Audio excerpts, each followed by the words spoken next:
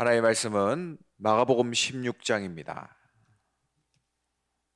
마가복음 16장 15절에서 20절 말씀입니다. 신약성경, 제가 가지고 있는 성경 85페이지에 있습니다. 마가복음 16장 15절에서 20절 한 절씩 교독하겠습니다. 또 이르시되 너희는 온 천하에 다니며 만민에게 복음을 전파하라.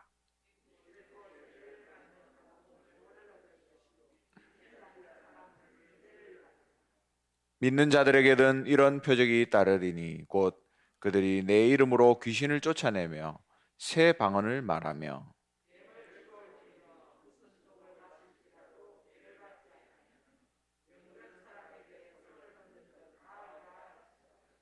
주 예수께서 말씀을 마치신 후에 하늘로 올려지사 하나님 우편에 앉으시니라.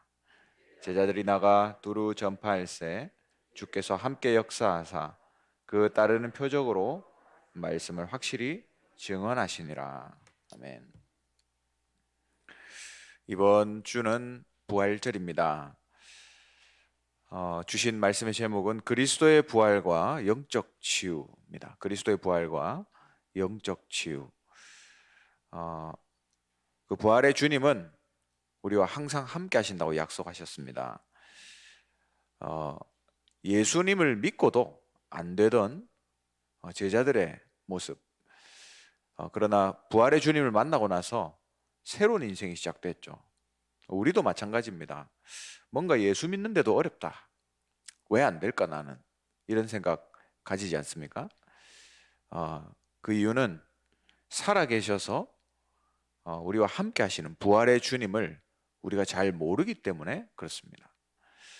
그래서 먼저 첫 번째로 온 세상 문제 해결자 대신 부활의 그리스도를 믿어야 됩니다. 온 세상 문제 해결자 대신 부활의 그리스도를 믿어라. 세상 모든 사람들은 그리스도를 잘 몰라요.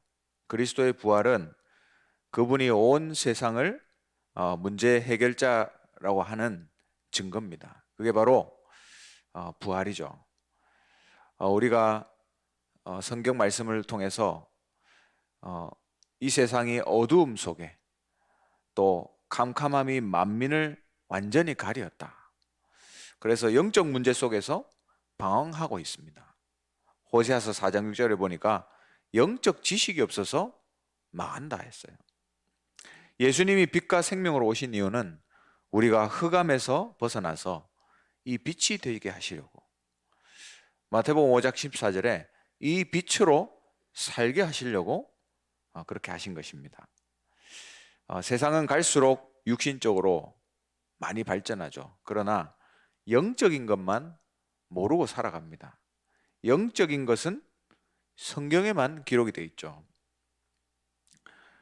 요한삼서 1장 2절에 네 영혼이 잘됨 같이 범사가 잘되고 강건하기를 간구한다 했습니다. 우리가 영적으로 회복하면 다른 것은 자동으로 회복되게 돼 있다. 마태복음 7장 26절에 27절에 영적 비밀을 모르는 인생은 모래 위에 지은 집과 같다 했습니다. 비가 오고 바람이 불면 무너지게 돼 있죠. 로마서 3장 23절에 모든 사람이 죄를 범하였고 하나님의 영광에 이르지 못한다 했습니다. 하나님도 모르고 또 내가 사단의 종이라는 것을 모르는 상태에서 우리 인생이 시작됐습니다. 그래서 영적 문제에 시달리게 돼 있어요. 개인과 가문, 산업과 또 지역이 이 재앙 속에 망하게 돼 있습니다. 그러나 그리스도만이 우리의 근본 문제를 해결하실 수 있는 분입니다. 창세기 3장 15절에 예수님은 여자의 후손으로 오셨습니다. 우리의 죄 문제를 해결하시고 근본 문제를 해결하셨죠. 출애굽기 3장 18절에 유월절의 양의 피로 우리의 죄 문제를 해결하시고 요한일서 3장 8절에 마귀와 그 일을 멸하셨다 했습니다. 그리고 우리와 함께 하시겠다고 약속하신 거죠. 이 모든 것이 성취된 사건, 그리스도의 일이 성취된 사건이 어디냐? 바로 그리스도의 죽음과 부활 사건에 있습니다. 하나님이 이거는 완벽하게 준비하신 거죠. 부활이 아니면 우리는 죄와 죽음, 여기서 해방될 수 없어요. 구원의 길이 열릴 수가 없습니다. 그렇다면 이 부활이 나와 관계가 있어야 돼요. 이 부활이 내 안에 믿어지고 그분이 내 안에 계셔야 됩니다. 바울이 고백한 것을 보죠. 바울의 메시지에 그리스도가 오셔야 되는 필연성을 말씀하고 있고, 그리스도가 죽어야 될 당연성, 또 그리스도가 다시 살아나셔야 될 절대성을 증거했습니다. 창세기 3장 문제, 이것은 사람의 노력과 학문 또 윤리 봉사로 절대로 해결할 수 없습니다. 그래서 그리스도를 보내신 거죠. 하늘에서 난 그분이 우리를 살리신 겁니다. 그분은 요한복음 1장 13절에 보면 혈통으로 육정으로 사람의 뜻으로 나지 아니하셨다 했습니다.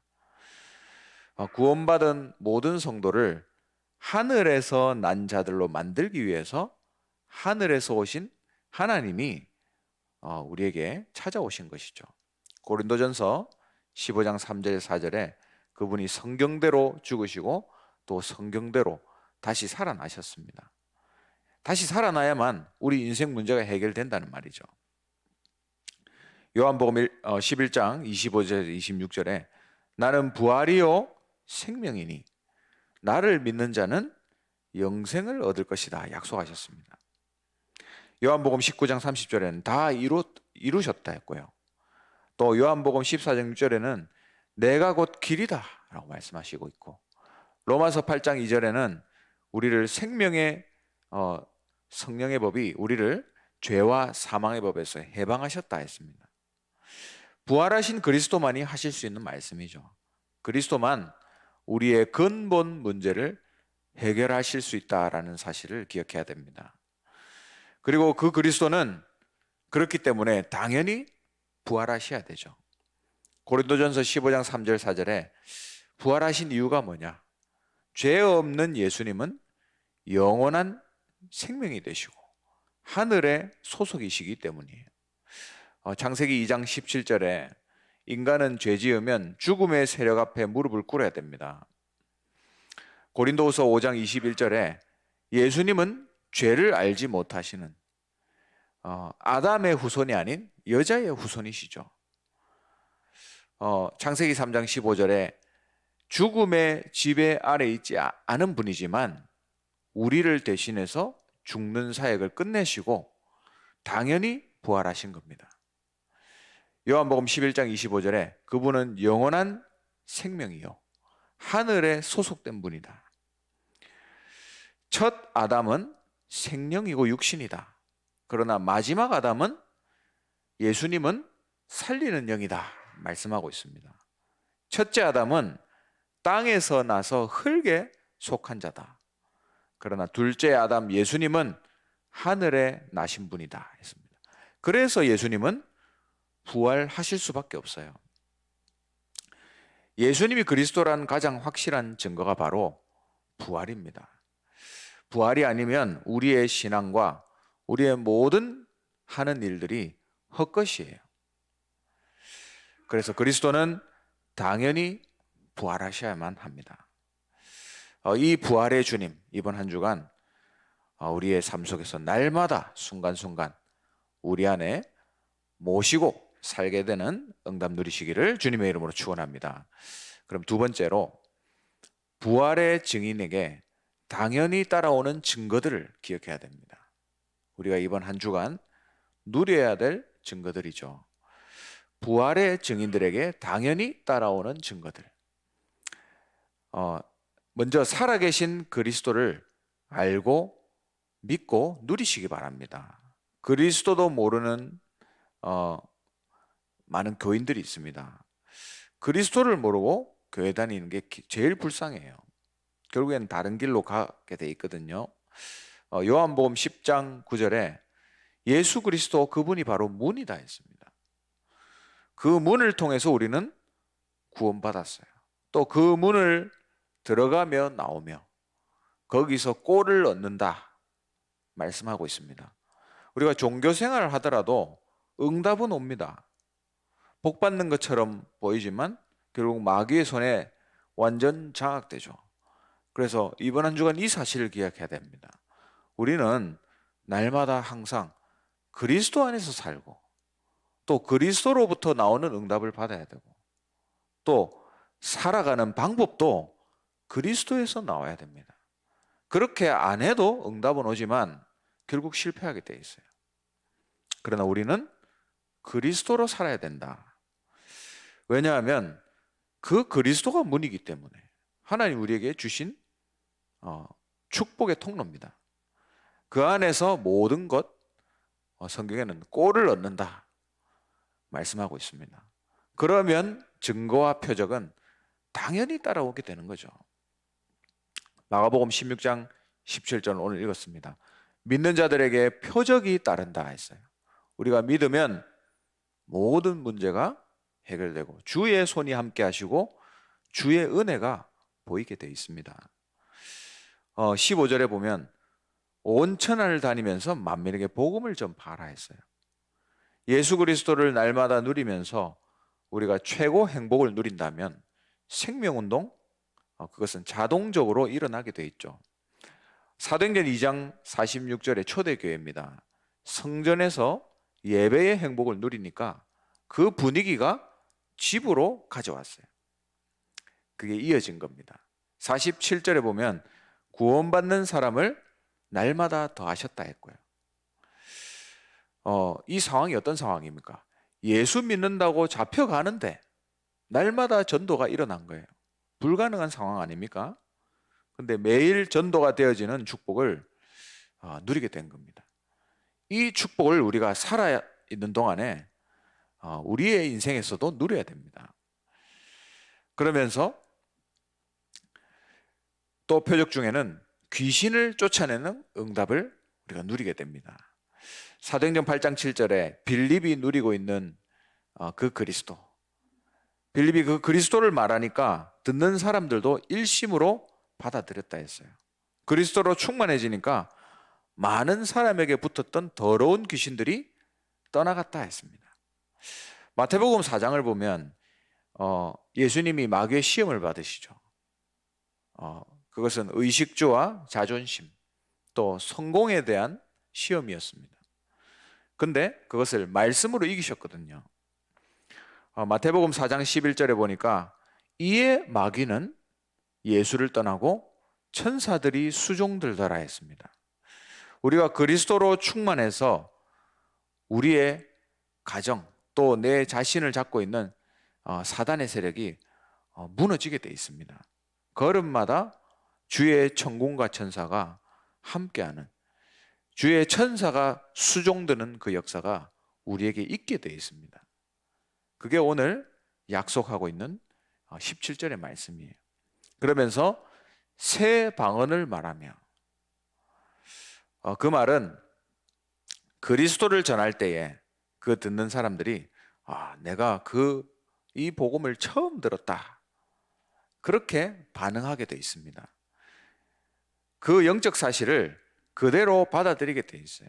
사도행전 13장 6절 12절에 총독이 박수무당에게 속았다가 복음을 처음 듣고 제자가 됐습니다. 복음, 그리스도를 누리면 그리스도를 몰라서 생긴 문제가 다 자동적으로 무너져 내리게 돼 있어요. 18절에 보니까 뱀을 집으며 무슨 독을 마실지라도 해를 받지 않는다 했습니다.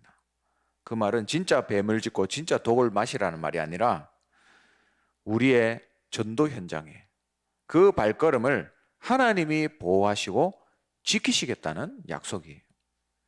이렇게 될 때에 우리는 문제를 당연히 넉넉하게 감당하게 됩니다. 다니엘서 1장 8절에 보니까 함께의 비밀 가졌던 이 다니엘은 포로지만 그 국가에 도움을 줬고 또 왕도 최선을 다해서 섬겼습니다. 그러나 영적 부분만은 양보하지 않았어요. 그래서 우상의 제물은 안 먹기로 결단을 했죠. 우리는 모든 사람을 다 돕고 또 양보하면서 한 가지만 하면 모든 것이 따라오게 돼 있습니다. 우리의 삶 속에서 부활의 주님을 지금 누리라. 빌립보서 4장 13절에 모든 것을 감당할 수 있는 상태의 기초가 어디냐? 바로 능력 주시는 자, 곧 부활의 주님 안입니다. 히브리서 11장 36절에서 40절에 보면 초대교회 교인들이 조롱당하고 채찍을 맞고 또 결박당하고 옥에 갇히고 돌로 맞아 죽고 또 톱으로 켬을 당하고 시험당하고 궁핍하고 환난당하고 학대받았다 했습니다. 근데 모든 것을 다 감당한 그 비밀은 그 뒤에 예비된 부활이 있다고 믿었기 때문이에요. 이 사람들은 예수님이 부활하신 걸 직접 본 사람들입니다. 그 신앙을 가지고 있었어요. 지금 나에게 왜 어려움이 있나? 낙심할 수도 있습니다. 그러나 낙심하지 말아야 됩니다.